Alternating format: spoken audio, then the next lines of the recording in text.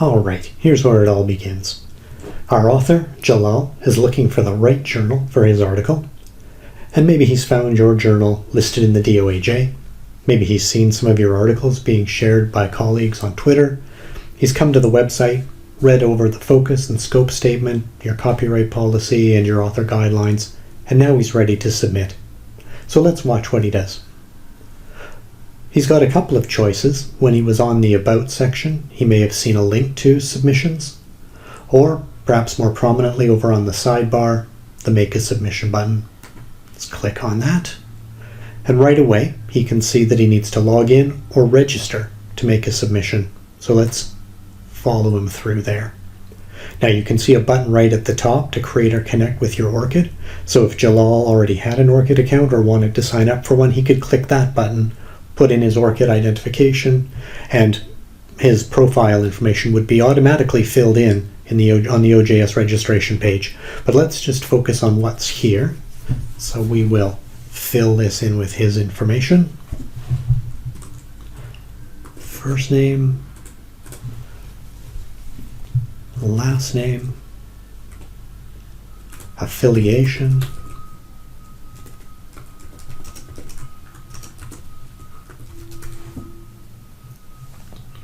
and his country. Let's say United States. And then an email. I'll just make one up here. A username. A password.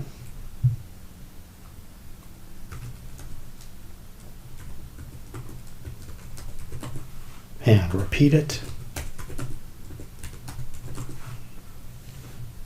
And those are all the information fields he needs to fill in. He does have one more choice. Would he be willing to review other submissions for this journal?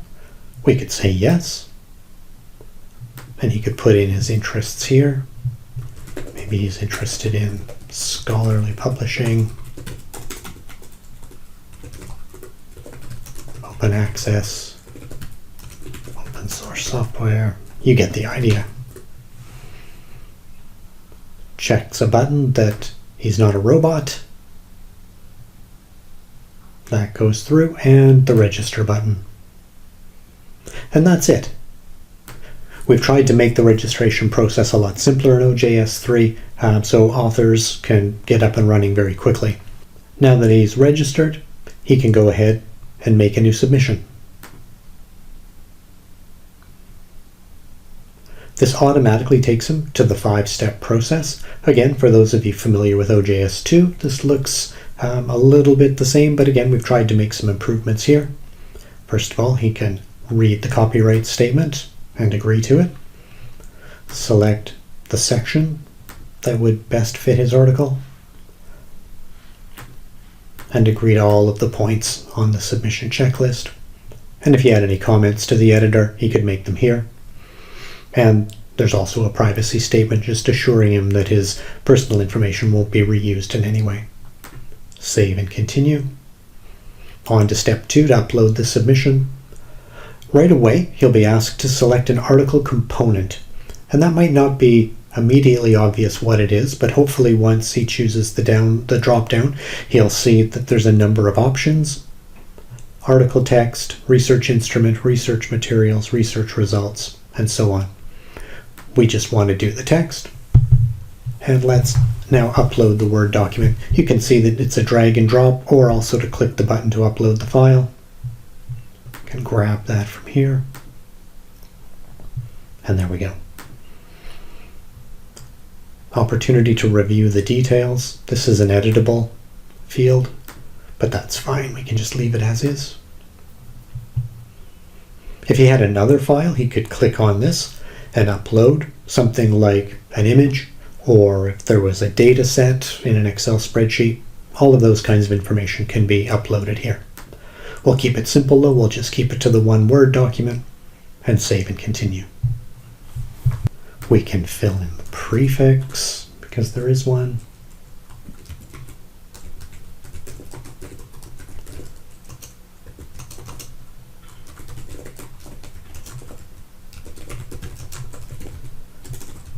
And if there's a subtitle that can continue down below, that'll be displayed after a colon.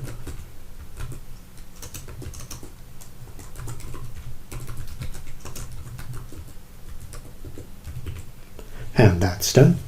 And then we can put in an abstract. Let's just paste one in there quickly.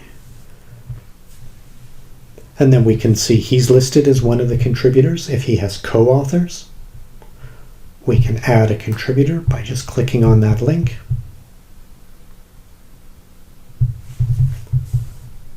And he can fill in that information.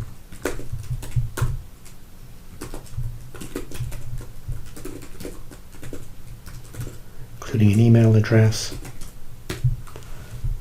and a country.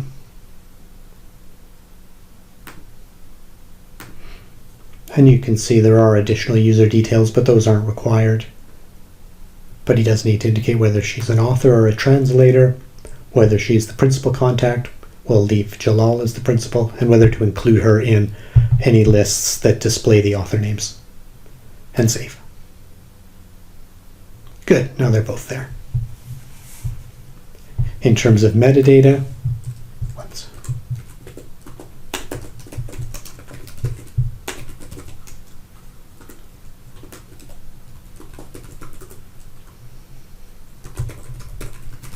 choose a few there, just typing them in and pressing enter creates these keywords, and save and continue.